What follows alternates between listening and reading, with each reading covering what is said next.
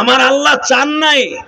আল বেদায়া one নিহায়া কিতাবে দেখবেন আমার নবীর অনেক রিকোয়েস্টে আমার নবীরে আজরাইল তার আসল চেহারাটা দেখাইছিল।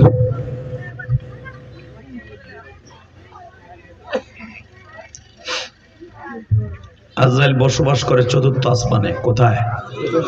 যেখানে সূর্যটা লটকানো। এই যে বাতি দেখছেন না, বাতি, এই বাতি যেখানে লটকানো, এই লটকানের মতো সূর্যটা আল্লাহ লটকায় রাখছেন চতুর্থ আসমানে। আল্লাহু আকবার বলেন।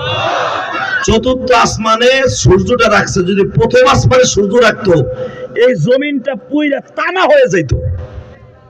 এই সূর্যের তাপকে নিয়ন্ত্রণ করার জন্য সূরা বুরুজের তাফসিরে দেখবেন ওয়াস-সামা ইযাতিল বুরুজ ওয়াল ইয়াউমিল মাউউদ ওয়া শাহিদিন ওয়া মাশহুদ।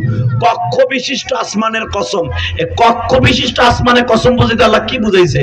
ও নবী, আমি প্রথম আসমানকে বানাইছি সুদা পানির বরফ দিয়া। আল্লাহ সুবহানাহু ওয়া তাআলা আসতে কইছে বাড়ি ঘর তুমি চিনো, আর যাওয়ার আগে লুলা বানায় হেলাবা। আরো জোরে, আরো জোরে। আমি যদি মহিলা প্যান্ডেল যে কইতাম সুবহানাল্লাহ কোন, মহিলারা পর্দা উড়ে হেলাইতো। পুরুষগুলা বর্তমানে গেছে শরীফুল থেকে শরীফ হইয়া। আরে আল্লাহর আমার শাশুড়ি শেখ হাসিনা এই জামানায় মনে কইতেছে সরকারের বদনাম যত কিছু আছে বাইর করে ছাড়বো। আরে যতই চেষ্টা করো বাংলাদেশের মুসলমান তোদের এই থিওরি মাইনে নিব না। কথা বল না কেন? বেরাক ইউনিভার্সিটিতে এই যে শরীফুল থেকে শরীফা দেখছেন, চাচা বুঝেন এগুলা কিছু? বুঝবেন না, গোড়ার ডিম কি বুঝবেন আপনি? আপনার সময় তো শেষ। আগে আসছিল বেড়া শরীফুল, বোঝেন নাই মনে হয়? নাম কি? এটা লেডিস না জন্ডিস? পুরুষ। শরীফুল কি মহিলার নাম? জোরে কর। মুখ ডাকছো এখানে কি হিজলা আসেনি? এই পোলাটাই কথা কয় রাস্তায়, ওরে কান সদরা দূরে দে, ওর কণ্ঠ আমি শুনছি রাস্তায় বইয়া।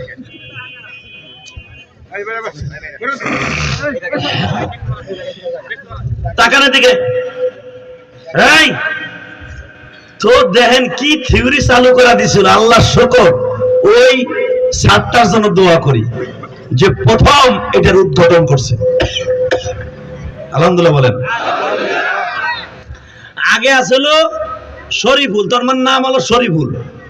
হঠাৎ করে উনি মনে মনে ভাবছে আমার এখন আর জন্ডিস জিন্দেগি ভাল লাগে না, আমি এখন লেডিস হব। লেডিস হবে কেমনে? মনে মনে কয়ে নিল যে আমি আজ থেকে আর পুরুষ না, মহিলা। বাস মহিলা শুরু হয়ে গেল। নাউজুবিল্লাহ বললেন না? এটা কি মাইনে নেওয়া যায়?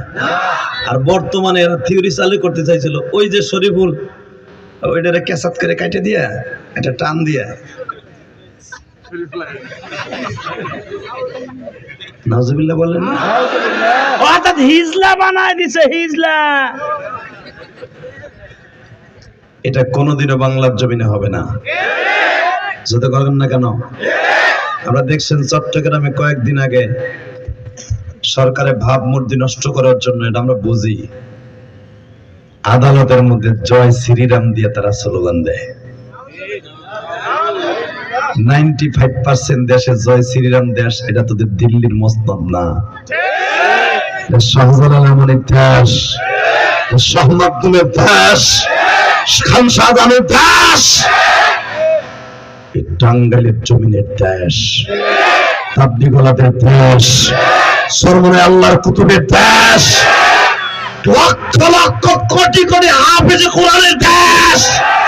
এই দেশে যদি কোন নাস্তিক মতবাদ চালু করতে চাস, জয় শ্রীরাম দিয়ে যদি কোনো কিছু চালু করতে চাস, জীবন দিবে বাংলার মুসলমান।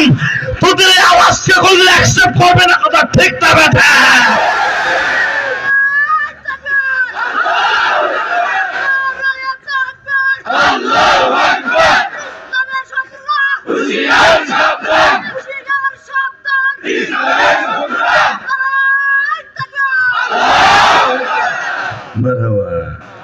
তোর নাম কি রে?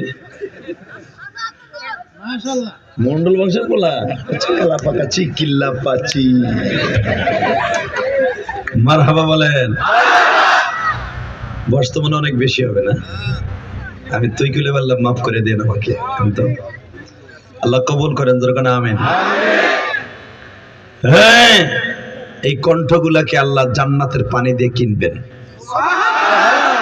এই বয়সে তাকবীর দিল, আর তুই শরীফুল থেকে শরীফ হয়ে গেছিস যে তোর তো কোন নাই কিছু, তোরটা তো কাইটিয়া লাগছে। তুই তো শরীফ আজকে, এ শরীফুলের গোষ্ঠী দেখছেন চিন্তা করে এই শরীফুল আর শরীফও কেন দিল? এ শরীফ কেন? শামসু শুনছু কোবা শামসু দিতে পারলো না? শামসু থেকে শামসুন না হারতাই দিত, শরীফুল থেকে শরীফা কেন দিছে? এটা বিশ্লেষণ করে দেখো। বাংলাদেশের অনেক উলামা একরাম বিশ্লেষণ করে দেখছে শরীফা কেন আনলো, শরীফুল কেন আনো। এই দেখেন, আমার দিকে তাকান, কোরআন শরীফের উপরে লেখা আছে কোরআন শরীফ। আল্লাহ যারা আস্তে কথা কয় বুবু বানাই ফেলবা। শরীফুল আর শরীফুল কি শরীফা কেন আনলো?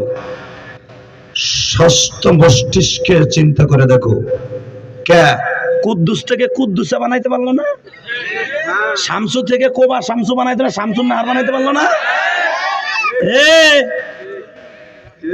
এখানে কোরআন শরীফ, শরীফ থেকে শরীফা কেন এই শব্দটা ইউজ করছে? ওরা জানে শরীফ মানে সবচেয়ে পৃথিবীর দামি শব্দ। এই শব্দটা ইউজ করা হয়েছে পৃথিবীর শ্রেষ্ঠ শব্দ কোরআন শরীফ, হাদিস শরীফ, মক্কা শরীফ, মদিনা শরীফ, মাজার শরীফ, কবর শরীফ। কথা বলে না কেন? পৃথিবীর সর্বশ্রেষ্ঠ জায়গা কাবা শরীফ, মসজিদ আকসা শরীফ। এরা চিন্তা ভাবনা করে শরীফ শরীফা বাড়ি করছে।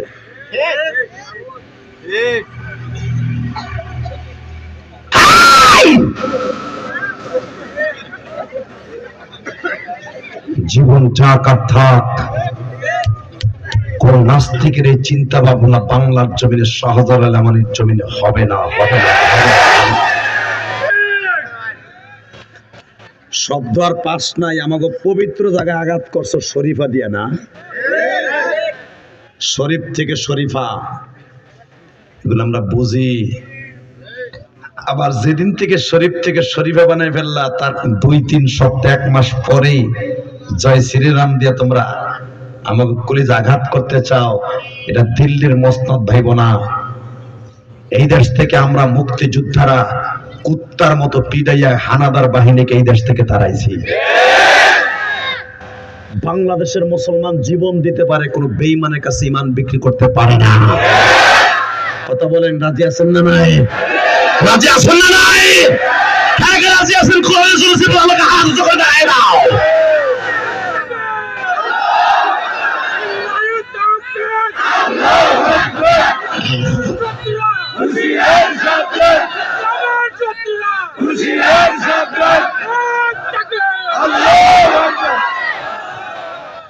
দাঁড়াই পরে তাকবীর দেন যায় না?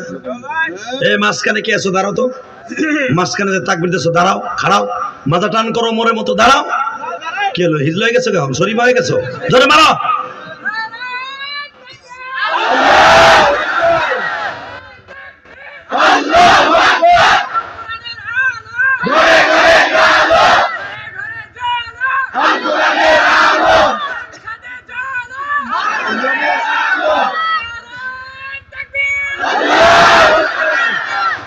এই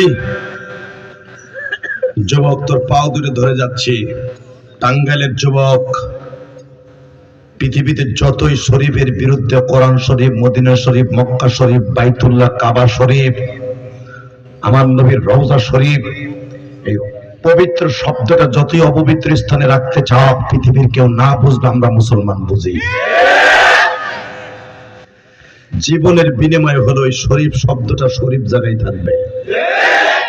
বাইতুল মুকাদ্দাস শরীফ তোরা চাইতেছিস নাপাক বানাইতে, বেজরমা ইসরায়েলরা। জীবনের বিনিময় হলো বাইতুল মুকাদ্দাস কোন বেঈমানের হাতে যাবে না, যাবে না, যাবে না, যাবে না। কারণ এই দেশ থেকে আমার নবী ইমামুল মুরসালিন খেতাব পেয়েছে।